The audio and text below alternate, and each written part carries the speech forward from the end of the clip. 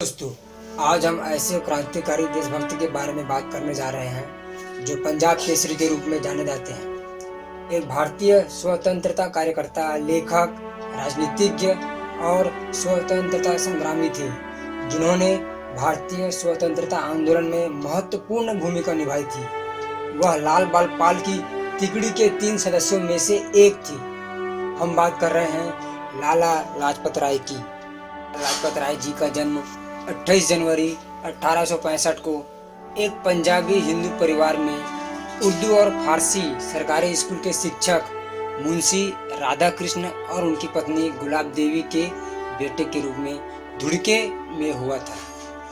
उनमें बचपन से ही देश की सेवा करने की इच्छा थी। 1886 में वह हिसार चले गए और कानून का अभ्यास करना शुरू कर दिया और बाबू चूड़ामणि के साथ हिसार के बार काउंसिल के संस्थापक सदस्य बन गए। उन्होंने भारतीय राष्ट्रीय कांग्रेस और सुधारवादी आर्य समाज की हिसार जिला शाखा की भी स्थापना की। स्वतंत्रता प्राप्त करने के लिए भारत की नीति को आकार देने के लिए उन्होंने पत्रकारिता का भी अभ्यास किया और द ट्रिब्यून सहित कई समाचार पत्रों में नियमित योगदान दिया।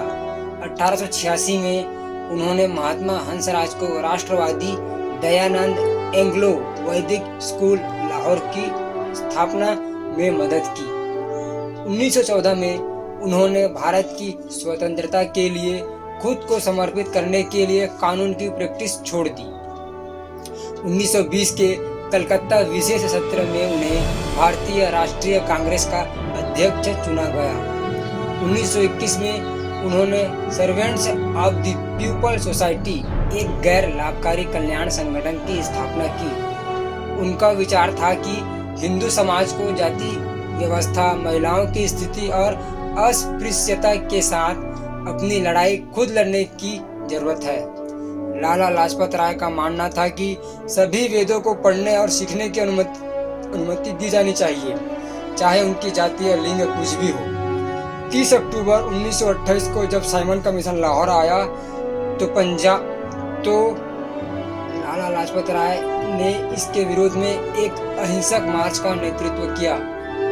पुलिस अधीक्षक जेम्स ए स्कॉट ने पुलिस को प्रदर्शनकारियों पर लाठीचार्ज करने का आदेश दिया और राय पर व्यक्तिगत रूप से हमला किया।